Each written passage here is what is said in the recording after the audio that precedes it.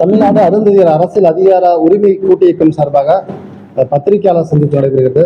வருகை தந்த பத்திரிகையாளர் அனைவருக்கும் கூட்டமைப்பின் சார்பாக முதற்கண் வணக்கம் தெரிவித்துக் கொள்கிறோம். அருந்ததியர் அரசியல் வாழ்வுரிமை மாநாடு வருகிற மே 11ஆம் தேதி ஈரோடு மாநகரில் நடைபெறுகிறது. தமிழகத்தில் செறிவாக மேற்கு மண்டலம் உள்ளிட்ட தமிழகத்தினுடைய பல பகுதிகளில் செறிவாக இருக்கக்கூடிய பட்டியல் சமூகத்தில் சமமாக இருக்கக்கூடிய அருந்ததி சமூக மக்களுடைய கல்வி, பொருளாதார, வேலை வாய்ப்புகளை முன்னிறுத்தி நடைபெறுகிற இந்த மாநாட்டிற்கு அரசியல் அதிகார உரிமை மீட்பு இயக்கம் என்கிற கூட்டமைப்பின் அடிப்படையில் அரசியல் அதிகாரம் பெறப்பட வேண்டும். 2 நாடாளுமன்ற தொகுதிகள், 14 சட்டமன்ற தொகுதிகள் அருந்ததி சமூக மக்களுக்கு வழங்கப்பட வேண்டும். மூட்டையிலும் அடிமூட்டையாக இருக்கக்கூடிய அருந்ததிய சமூக மக்களுக்கு அரசியலும் கல்வியிலும் போதிய பிரதிநிதித்துவம் வழங்கப்படவில்லை. அருந்ததிய மக்கள் செறிவாக இருக்கக்கூடிய பகுதிகளில் அருந்ததிய மக்களுடைய பிரதிநிதிகள் அங்கே போட்டியிடப்படுவதில்லை.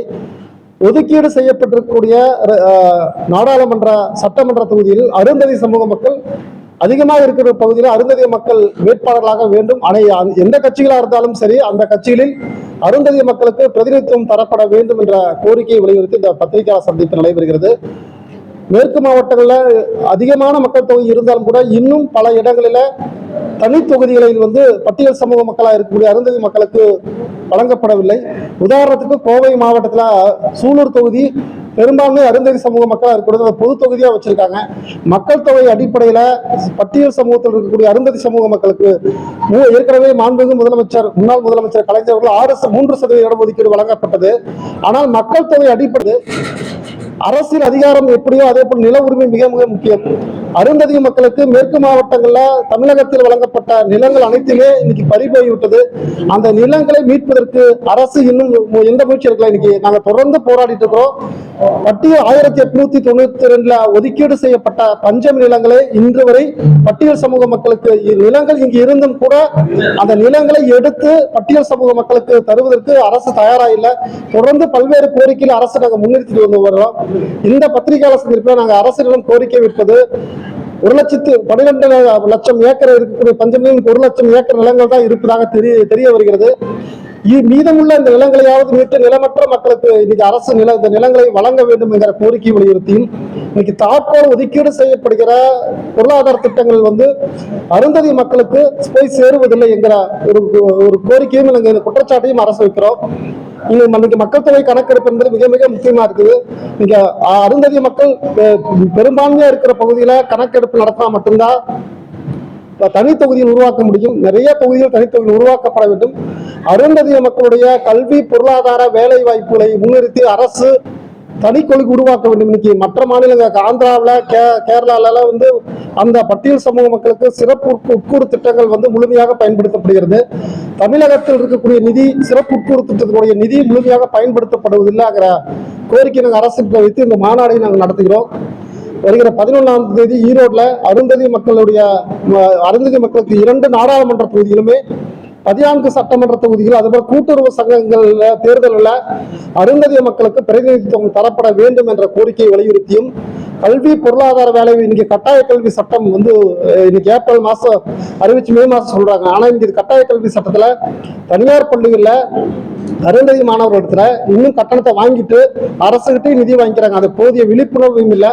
அரசாணை 92ல கல்விக்கு கல்லூரிகள்ல இலவச கல்வின்னு சொல்றாங்கன்னா தனியார் கல்லூரியில எந்த கல்லூரியிலுமே அந்த அரசாணை 92 கீழ் அந்த அருந்ததி மாணவர்களிடத்துல கட்டணத்தை பெற்றுக்கொண்டு அரசிடம் பெற்றுக்கொண்டிருக்கிறாங்க. இருக்கிற நிதி திட்டங்கள், நலத்திட்டங்கள் எல்லாமே அருந்ததி மக்களிடத்தில் நிதி பெற்றுக்கொண்டுதான் வழங்கப்படுகிறது.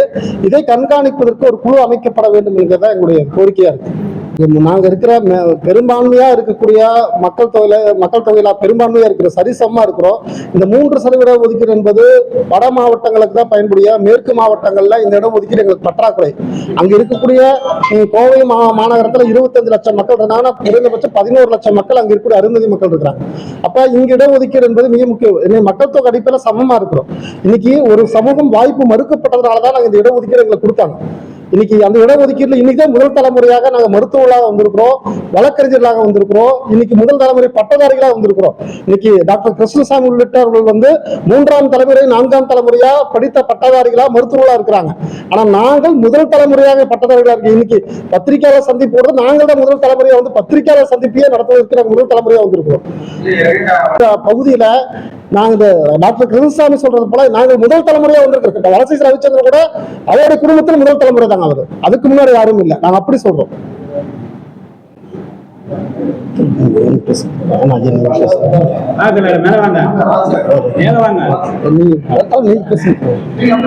அந்த சென்னை பத்திரிகையாளர் சந்திப்பை சிறப்பா நடத்தி இருக்கிற தமிழ்நாடு அருந்ததியர் அதிகார உரிமை மீட்பு கூட்டமைப்பின் சார்பில் இந்த பத்திரிகையாளர் சந்திப்பு நடத்துறான்.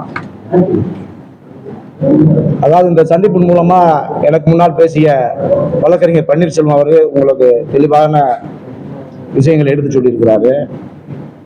இருந்தாலும் நாங்க இந்த கூட்டமைப்பு உருவாக்கப்பட்ட நோக்கமே என்னன்னா, எங்கள்ல பல்வேறு இயக்கங்கள் இருந்தாலும் கூட இந்த பிரதான கோரிக்கையான அரசியல் அதிகாரம்ங்கிற கோரிக்கையை எந்த இயக்கமும் பெரும்பாலும் வச்சதாக தெரியல. அதனாலதான் இவ்வளவு தலைவர்கள் நாங்கள் ஒன்று சேர்ந்திருக்கிறோம். ஒரு சமூக வளர்ச்சிக்கு மிக முக்கியமானது வந்து அரசியல் அதிகாரம் தான் முதன்மையானது. அரசாங்கம் நினைச்சா எந்த விஷயத்தையும் நம்ம ஈஸியா அணுகலாம். இப்ப திமுக அரசு வந்து தொடர்ந்து பட்டியல் சமூக மக்களுக்காக பல்வேறு பிரச்சனைகளையும் நற்பணிகளையும் நல்ல விஷயங்களையும் செய்து வந்தாலும் கூட அருந்ததியர் மக்கள் மத்தியில் ஒரு திமுக மீது ஒரு பெரிய அதிருப்தி இருக்கிறது. என்ன அதிருப்தி என்றால், மேற்கு மாவட்டங்களில் பெரும்பான்மையாக இருக்கக்கூடிய அருந்ததியர் சமுதாய மக்களுக்கான அரசியல் பிரதிநிதித்துவம் வழங்கப்படவில்லை. மேற்கு மாவட்டங்களில் இருக்கக்கூடிய 14 தொகுதிகளில் வருகின்ற 2026 சட்டப்பேரவை தேர்தலில் அது எந்த கட்சியாக இருந்தாலும் சரி, திமுகவாக இருந்தாலும் சரி, அதிமுகவாக இருந்தாலும் சரி, இன்னும் பிற கட்சிகளாக இருந்தாலும் சரி, 14 தொகுதிகளை அந்த அருந்ததியர் சமுதாய மக்களுக்கு வழங்கிட வேண்டும் என்ற பிரதான கோரிக்கையை நாங்கள் முன்வைத்துத்தான் மே 11ஆம் தேதி ஈரோட்டிலே மாநாடு நடத்தப்பட இருக்கின்றோம். இரண்டாவதாக என்ன சொல்கிறோம் என்றால், டாக்டர் கிருஷ்ணசாமி அவர்கள் தொடர்ந்து அருந்ததியர் மக்களுக்கு எதிரான அவதூறுகளை பரப்பி வருகிறார். எங்களுடைய கேள்வி என்னவென்றால், 2009ஆம் ஆண்டு தமிழ்நாடு முதலமைச்சராக இருந்த டாக்டர் கலைஞர் அவர்கள் இந்த இடஒதுக்கீட்டை உள்ஒதுக்கீடு 3% வழங்கியதற்கு முன்பாக ஏறக்குறைய 75 ஆண்டுகள் இடஒதுக்கீடு நடைமுறையில் இருக்கின்றது. இந்திய அரசியலமைப்பு சட்டம் எழுதிய பிறகிலிருந்து அப்போதெல்லாம் நாங்கள் அனுபவிக்காத அந்த இடஒதுக்கீட்டை பட்டியல் சமுதாயத்தில் இருக்கிற 2 சமூகங்கள், பெரும்பான்மையாக இருக்கிற சமூகங்கள் தொடர்ந்து அந்த எங்களுடைய உரிமைகளை பறித்தார்கள் என்று நாங்கள் சொல்லவில்லை, அனுபவித்து வந்தார்கள் என்பது உண்மை. ஆகவே நாங்கள் பின்தங்கிய நிலையில இருந்த ஒரு சமூகம் எழுச்சி பெற்று இளைஞர்கள் இன்றைக்கு கல்வி, வேலை வாய்ப்பு, பொருளாதாரத்தை கேள்வி கேட்கக்கூடிய ஒரு சூழ்நிலைக்கு வந்த பிறகு இந்த இடஒதுக்கீட்டை இப்போதுதான் எங்களுடைய சமுதாய மக்கள் நுகர்வதற்காக ஒரு தொடக்கத்தை ஆரம்பித்திருக்கிறார்கள். அப்படியானால் அவருடைய கூற்றுப்படி இந்த சமுதாயம் வளர்ந்துவிடக்கூடாது என்பதில் கவனமாக இருக்கிறார்கள் என்பதைத்தான் நாங்கள் உணர முடிகிறது. ஆகையால் டாக்டர் கிருஷ்ணசாமி பல்வேறு யுக்திகளை கையாண்டார். சென்னையில் கூட பெரிய பேரணி நடத்தி பார்த்தார். அந்த பேரணியில தேவேந்திர குல சமுதாய மக்களே பெரிய அளவில் ஆதரவு கிடையாது, நிராகரித்து விட்டார்கள். அதே போன்று அண்ணன் திருமா அவர்கள் பட்டியல் சமுதாயத்திலே பெரிய அளவில் நாங்கள் எல்லாம் அவரை ஒரு தலைவராக நம்பிக்கொண்டிருந்தார்கள் பல தலைவர்கள் மக்களும். ஆனால் கடைசி நேரத்தில் அவருடைய குணத்தை காட்டுவதன் விதமாக உச்ச நீதிமன்றத்திலே சீராய்வு மனு தாக்கல் செய்து அருந்ததியர் மக்களுக்கு எதிரான ஒரு நிலைப்பாட்டை அவர் எடுத்தார் என்பதையும் நாங்கள் கவனத்தில் வைத்திருக்கிறோம். நாங்கள் எந்த சூழ்நிலையிலையும் பட்டியல் சமுதாயத்துக்கு எதிரான கருத்துக்களை நாங்கள் ஒருபோதும் முன்வைத்ததும் கிடையாது, முன்வைக்க போறதும் கிடையாது. எங்களுக்கான உரிமைகளை யார் தடுத்தாலும் அதற்கு எதிராக மிகப்பெரிய போராட்டத்தை சந்திப்பதற்கு அருந்ததியர் இயக்கங்கள் தயாராகிவிட்டது என்பதையும் உங்கள் பத்திரிகையாளர் வாயிலாக அரசுக்கும் அனைத்து இயக்கங்களுக்கும் தெரிவித்துக் கொள்கிறோம். நீங்கள் எல்லாம் நினைத்துக் கொண்டிருக்கலாம், அருந்ததியர்கள் தமிழ்நாட்டில் என்ன செய்து விடுவார்கள் என்று அரசியல் கட்சிகளும் நினைக்கின்றது, பல்வேறு சமூகங்களும் நினைக்கின்றது. நாங்கள் எல்லாம் நியாயம் நேர்மைக்கு கட்டுப்பட்ட சமுதாயம் என்பது அனைத்து மக்களுக்கும் தெரிந்த ஒன்றுதான். அதே நேரத்தில் எங்களுடைய உரிமைகளை யார் பறிக்க நினைத்தாலும், நண்பர் சீமான் கூட அடிக்கடி பேசுகிறார், அருந்ததியர்கள் வந்தேரிகள் அது என்று. அவருக்கெல்லாம் ஒன்றை நான் சொல்லிக்கொள்ள விரும்புவது, சீமான் எல்லாம் இது போன்று இனிமேல் பேசினால் அந்தந்த பகுதிகளிலே அவருக்கு தக்க பதிலடி கொடுக்கப்படும். பதிலடி என்றால் ஆர்ப்பாட்டம் போராட்டம் அல்ல. நாங்கள் எல்லாம் எதற்காக அமைதியாக இருந்தோம் என்றால், ஒவ்வொருவரும் இந்த சமூகத்துடைய மதிப்பீடு எந்த அளவுக்கு வைத்திருக்கிறார்கள் என்பதை பார்வையிடுவதற்குத்தான் நாங்கள் அமைதியாக இருக்கிறோம். என்றால் நாங்களும் பிறரை போல 10 மாதம் சுமந்து பெற்ற மனிதர்கள் தான். எங்களுக்கும் எல்லா விதமான வீரமும் ஒன்று, விவேகம் ஒன்று, அறிவு ஒன்று. ஆகவே யார் இந்த சமுதாயத்தை பற்றி பேசினாலும் எங்களுக்கு அனுதாபமும் தேவை கிடையாது, இரக்கமும் தேவை கிடையாது. அவரவர்களுக்கான வாய்ப்பு என்ன இருக்கிறதோ அதுதான் சூழ்நிலையாக அமையுமே ஒழிய, அவர்களை யாரும் அடக்கி வைக்க வேண்டும், ஒடுக்கி வைக்க வேண்டும் நினைத்தால் இனிமேல் அது போன்ற வாய்ப்புகளுக்கெல்லாம் இடமில்லை என்பதை உங்கள் மூலமாக அனைத்து சமுதாய மக்களுக்கும் தெரிவித்துக் கொள்ள விரும்புகிறோம்.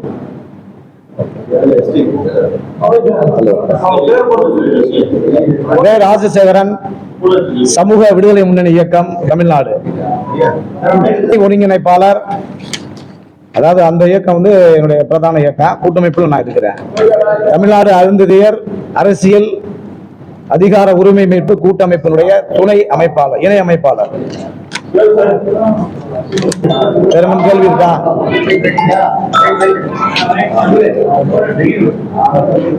ஓகேவா? கூட்டமைப்போட தலைவர் தமிழன்பன் ஒருங்கிணைப்பாளர். சீமான் இந்த ஏற்கனவே அவர் அந்த சமுதாயத்தை வந்தேரிகள் மலம் அல்லக்கூடிய அவர்கள் சொல்லியிருக்கிறாரு. ஏற்கனவே அவர் மேல ஈரோடு வழக்கு இருக்குது, பிசிஆர் வழக்கு இருக்கு, பி ஆக்ட். மீண்டும் இத அந்த வார்த்தையோடு அவர் நிறுத்திக்கிறேன். மீண்டும் அருந்ததி மக்களை தொட்டா நாங்க திருப்பி நிச்சயம் அடிப்போம். அவரை ராஜசேகரன் அடிப்போம்னே போடுங்க. சீமான் ஊர் தான் நானு. சீமான் அடிக்கடி சொல்லுவாங்க ராமநாதத்தை காட்டாண்டு, அவரை விட காட்டானாலாம் அவர்கிட்ட சொல்லுங்க. இந்த கூட்டு இயக்கத்தில் தொடர்ச்சியாக நல்லதொரு ஆதரவை தந்து கொண்டிருக்கின்ற தமிழ்நாடு அருந்ததியர் அரசியல் அதிகார உரிமை மீட்பு கூட்டு இயக்கத்தின் ஒட்டுமொத்த தலைவர்களுக்கும், எங்கள் அழைப்பினை ஏற்று வந்திருக்கின்ற பத்திரிகை ஊடக நண்பர்களுக்கும் முதற்கண் வணக்கத்தை தெரிவித்துக் கொள்கின்றோம். அருந்ததியர் சமூகம் என்று சொன்னால் தமிழ்நாடு முழுவதும் அடித்தட்டு மக்களாக, உழைக்கும் மக்களாக இந்த தமிழ்நாட்டின் கட்டுமானத்திற்கும் வளர்ச்சிக்கும் மிக முக்கிய பங்காற்றியிருக்கிறார்கள். இந்த சமூக உழைப்பு இல்லாமல் தமிழ்நாடே இல்லை என்று சொல்லும் அளவிற்கு இந்த சமூகம் இன்றளவும் உழைத்துக் கொண்டிருக்கிறது.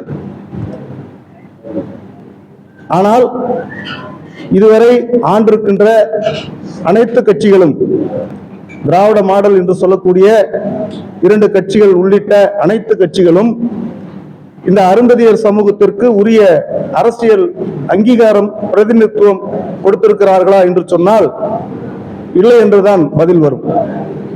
ஏனென்றால் உழைப்பதை மட்டுமே இந்த சமூகத்திடமிருந்து எடுத்துக்கொண்டு அரசியல் பிரதிநிதித்துவத்தை சரியாக வழங்காத ஒரு சூழல் இன்றளவும் நிலவிக் கொண்டிருக்கிறது.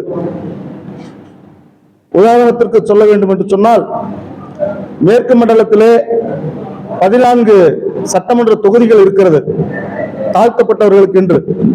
அது அதிகப்படியாக வாழ்ந்து கொண்டிருக்கின்ற, அடர்த்தியாக வாழ்ந்து கொண்டிருக்கின்ற அருந்ததிய சொந்தங்களுக்கு எந்த விதமான பிரதிநிதித்துவமும் சட்டமன்ற தேர்தலிலே போட்டியிடுவதற்கு சரியாக வழங்கப்படுவதில்லை. குறிப்பாக 3 to 7 சட்டமன்ற உறுப்பினர்கள் மட்டுமே ஒரு சமயத்திலே சென்றிருக்கிறார்கள். இதுவரை நடந்த தேர்தல்களிலே உரிய அளவிலே பங்கீடு கொடுத்திருந்தால் கிட்டத்தட்ட 300க்கும் மேற்பட்ட சட்டமன்ற உறுப்பினர்கள் அந்த சட்டசபைக்குள்ளே சென்றிருக்க முடியும். இந்த சமூக அவலங்களை விவரித்திருக்க முடியும். அதன் வாயிலாக ஒரு நல்ல வளர்ச்சியை எட்டி இருக்க முடியும். ஆக மிகப்பெரிய தடையாக இந்த அரசியல் அங்கீகாரம் சரியாக கொடுக்கப்படவில்லை என்பதுதான் எங்களுடைய குற்றச்சாட்டு. எங்களுடைய குற்றச்சாட்டு மட்டுமல்ல, ஒட்டுமொத்த அருந்ததியர் சமூகத்துடைய குற்றச்சாட்டாக இருந்து கொண்டிருக்கிறது. ஆகவேதான் இந்த கூட்டு இயக்கம் உருவானது. அது மட்டுமல்ல, 2 நாடாளுமன்ற தொகுதிகளிலே எங்கள் சமூகம் கிட்டத்தட்ட 1/2 கோடிக்கு மேல் இருக்கின்றோம். 2 நாடாளுமன்ற தொகுதிகளிலே நாங்கள் போட்டியிட வேண்டும். அதுதான் சமூக நீதி. இன்று வரை அது நடக்கவே இல்லை. அது மட்டுமல்ல, மாநகராட்சி, நகராட்சி, பேரூராட்சி, ஊராட்சி மற்றும் மாவட்ட ஒன்றிய குழுக்கள், உள்ளாட்சி மன்றங்கள், ஒட்டுமொத்தமாக கூட்டுறவு சங்கங்கள் உள்ளிட்ட அனைத்து வகையான பதவிகளிலும் கிட்டத்தட்ட 20,000க்கும் மேற்பட்ட பதவிகள் இருக்கின்றன. இந்த 20,000க்கும் மேற்பட்ட பதவிகளிலே அருந்ததியர் சமூகத்திற்கு வழங்கப்பட்டிருப்பது மிகப்பெரிய அநீதி. 20,000க்கும் மேற்பட்ட அந்த பதவிகளிலே அலங்கரிக்க வைக்க வேண்டும் என்ற கோரிக்கையை தான் இப்பொழுது நாங்கள் முன்னெடுத்திருக்கின்றோம். அது மட்டுமல்ல, இந்த சமூகத்தை முன்னேற்றுவதற்காக அருந்ததியர் நலவாரியம் தொடர்ச்சியாக வேண்டும் என்று கேட்டுக்கொண்டிருக்கிறோம். 3% இடஒதுக்கீட்டை பாதுகாப்பதற்கு அருந்ததியர் தலைவர்கள் உள்ளடக்கிய ஒரு கண்காணிப்பு குழுவை நியமிக்க வேண்டும். ஏனென்றால் இன்றைக்கு இருக்கின்ற அந்த 3% இடஒதுக்கீடானது சில 61 என்ற அந்த அரசாணையின்படி நாங்கள் இல்லாத இடத்திலே வேறொரு நபர்களுக்கு வாய்ப்பளிக்க வேண்டும் என்று சொல்லியிருப்பதால் அந்த அடிப்படையில் மிகப்பெரிய அநீதி இழைக்கப்பட்டுக் கொண்டிருக்கிறது. நாங்கள் இல்லாதது போல் காட்டி மற்ற பட்டியலினத்தவர்களை அங்கே நிரப்பிக் கொண்டிருக்கிறார்கள்.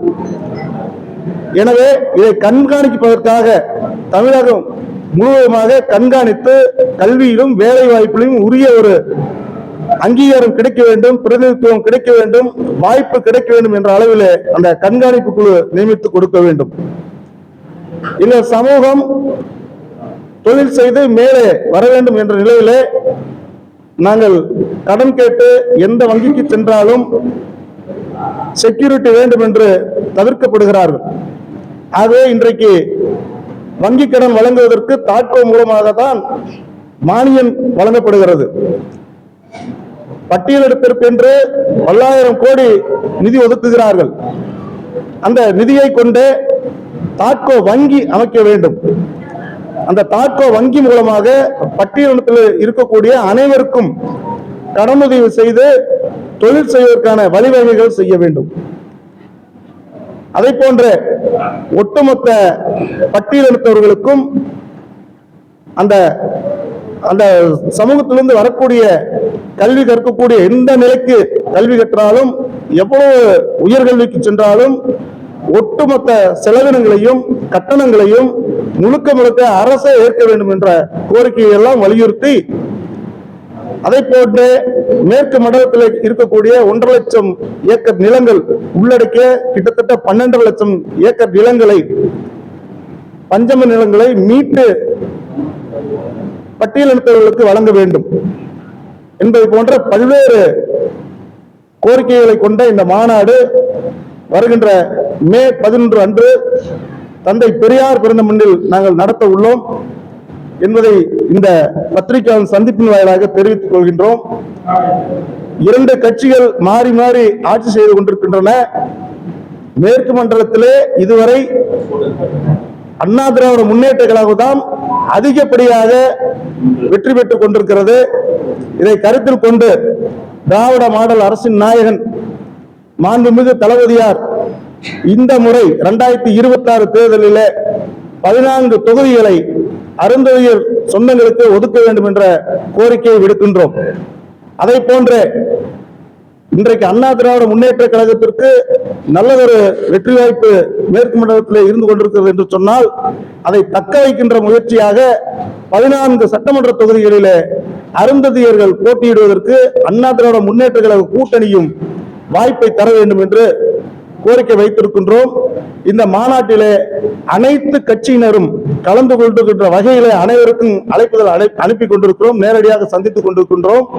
அனைத்து கட்சிகளும் கலந்து கொள்வார்கள் என்ற செய்தியை இந்த நேரத்தில் பதிவு செய்து வாய்ப்புக்கு நன்றி கூறி முடிக்கின்றேன். வணக்கம்.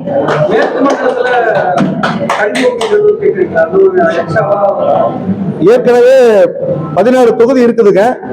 அதுல 2 நாள்ல 44 14 தொகுதி ரிசர்வ் தொகுதி இருக்கு. அது அருந்தியர்கள் பெல்ட்டாக இருக்கு. மேற்கு மண்டலத்துல 14 தொகுதி பட்டியலின தொகுதி இருக்குங்க. அதுல 2 தொகுதி சேந்தமங்கலம், ஏற்காடு, இந்த 2 தொகுதியும் பழங்குடியினருக்குன்னு ஒதுக்கப்படுது. மிச்சம் 12 தொகுதி இருக்குது. அந்த 12 தொகுதியில 3 தொகுதி மட்டும்தான் இப்ப வரைக்கும் அருந்ததியர்கள் போட்டியிடக்கூடிய ஒரு சூழல் இருக்கு. அது வந்து சமூக நீதி அல்ல, சமூக அநீதி. அதைத்தான் நாங்க சுட்டி காட்டுறோம். 3% உள்ள இடஒதுக்கீடு வழங்கி இன்றைக்கு வரைக்கும் அது நல்லபடியா சிறப்பா தான் போயிட்டு இருக்குங்க. அதுலதான் சொன்னோம், அரசு ஆணை 61ல எங்களுக்கு ஒரு பின்னடைவு இருக்குது. அதை சரி கட்டுறதுக்கு, சரி பார்க்கறதுக்கு ஒரு கண்காணிப்பு குழுவை நியமிக்கணும்னு கேட்டிருக்கிறோம். தமிழின்பன், தமிழ்நாடு அருந்ததியர் அரசியல் அதிகார உரிமை மீட்பு கூட்டு இயக்கத்தினுடைய ஒருங்கிணைப்பாளர். நன்றிங்க. என்னுடைய பெயர் பி. புருஷோத்தமன், அருந்ததி கட்சியினுடைய மாநில தலைவர். தமிழ்நாடு அருந்ததியர் அதிகார உரிமை மீட்பு கூட்டமைப்பின் ஒருங்கிணைப்பாளராக செயல்படுகிறேன். இங்கே அரசியல் அதிகாரம் என்பது மிகவும் கேள்விக்குறியாகத்தான் உள்ளது. குறிப்பாக வட மாவட்டங்களில் திருவண்ணாமலை, சென்னை, செங்கல்பட்டு ஆகிய பகுதிகளில் அதிக அடர்த்தியாக அருந்ததிய மக்கள் இருக்கின்றனர். இங்கே தற்பொழுது இந்த அதிகாரம் என்பது அதிமுகவிலும் சரி, திமுகவிலும் சரி, அருந்ததிய மக்கள் மிக முக்கியமான பொறுப்புகளை வகித்துக் கொண்டிருக்கின்றனர். அவர்களுக்கு இந்த சட்ட மாமன்றத்திலே வருகிற சட்டமன்ற தேர்தலில் முக்கியத்துவம் அளிக்க வேண்டும். அதே வகையிலே ஜிஓ 61 நீக்க வேண்டும். ஏனென்று சொன்னால், திருவள்ளூர் மாவட்டத்தில் தற்போது வெளியிட்டு இருக்கின்ற அங்கன்வாடி பணியாளர் அந்த நேர்காணலில் குறிப்பிட்ட ஒரு கிராமத்தில் அருந்ததியர் மக்களே கிடையாது என்கிற வகையிலே அங்கே ஒரு 3 வேகன்சி பதிவு செய்திருக்கிறார்கள். இதைத்தான் 61 ஜிஓ மூலமாக மாற்று சமுதாயத்திற்கு, அதாவது பட்டியல் நிலத்தில் உள்ள சமுதாயத்திற்கு சேரப்போகும் என்கின்ற வகையிலே இது போன்ற குளறுபடிகளை நீக்க வேண்டும் என்கின்ற கோரிக்கையை விடுக்கிறேன்.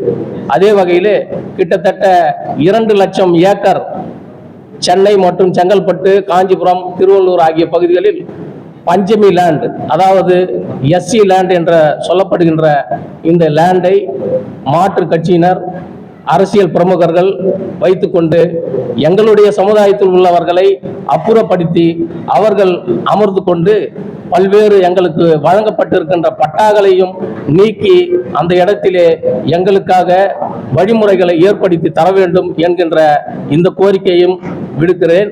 அதே வகையிலே தாட்கோ என்று சொல்லப்படுகின்ற எஸ்சிக்கான இந்த கடன் தொகையை ஏற்கனவே இருந்த சுலபமாக வழிவகுக்கக்கூடிய அந்த வழி நெறிமுறைகளை நீக்கி தற்போது மறைமுகமாக, இன்டைரக்டாக அரசு தனி கவனம் செலுத்தாமல் முறையான ஒரு சுலபமாக வழிவகை செய்ய வேண்டும் என்றும், அதை கடுமையான நிபந்தனைகளில் நின்று அதை நீக்கி நம்மளுடைய அருந்ததிய மக்களுக்கு இந்த வழிவகை செய்ய வேண்டும், கடன் தொகை சுலபமாக கிடைக்க வேண்டும் என்று கேட்டுக்கொண்டு அமர்கிறேன். நன்றி, வணக்கம். சமுதாயத்தின் 4வது தூணாகிய பத்திரிகையாளர்களுக்கு வணக்கம். எத்தனையோ காரியங்களை தொலைக்காட்சி பத்திரிகையாளர் மூலமாகத்தான் நடைமுறைக்கு வந்திருப்பதை நாம் காண முடிகிறது. அந்த அடிப்படையில் இங்கு பத்திரிகையாளர்களுடைய முழுமையான கவனம் அருந்தியர் மக்கள் பகுதியில் திரும்ப வேண்டும் என்பதற்காக இந்த பத்திரிகையாளர் கூட்டத்தை ஏற்பாடு செய்திருக்கின்றார்கள். குறிப்பாக அவர்கள் சொன்னதிலே விடுபட்ட ஒரு செய்தியை மட்டுமே இங்கே சொல்ல இருக்கின்றேன். 44க்கு 14 என்பதும் சட்டமன்றத்தில், அதேபோன்று 7க்கு 2 பாராளுமன்றத்தில் என்பதையும் இந்த கூட்டமைப்பு சார்பாக வலியுறுத்தியிருக்கிறார்கள். இந்த கோரிக்கை அடிப்படையிலே அனைத்து இயக்கங்களுமே மே 11ஆம் தேதி அன்று நடத்தப்படக்கூடிய மாநாட்டுக்கு ஈரோட்டுக்கு அனைவரும் புடைசூழ திரண்டு வந்து மாநாட்டில் சிறப்புடன் கலந்து கொள்ள வேண்டும் என அழைக்கின்றேன். அதே நேரத்திலே தமிழக அரசுக்கு கவனத்திற்கு ஒரு கோரிக்கையை முன்வைக்கின்றேன். ஆணையங்கள், வாரியங்கள் என்பது இயக்கங்கள், சமூக ஆர்வலர்கள் இவர்களுக்குத்தான் அதிலே அங்க வைக்கக்கூடிய வாய்ப்பு என்பது அந்த சட்டம், அந்த ரூல் சொல்லுகிறது. அந்த அடிப்படையில் வெறுமனே கட்சிக்காரர்களாக அந்த ஆணையங்கள், வாரியங்களில் போடாமல் இயக்கங்கள், இயக்க வழிநடத்துகின்ற தலைவர்கள், சமூக ஆர்வலர்களை கொண்டு வாரியங்கள், ஆணையங்களிலே நிரப்ப வேண்டும் என்பதையும் இந்த நேரத்திலே வலியுறுத்திக் கொள்கின்றோம். அனைவரும் மாநாட்டுக்கு வருகை தர வேண்டும், பத்திரிகையாளர்களும் பங்கெடுக்க வேண்டும் என கேட்டுக்கொள்கிறேன்.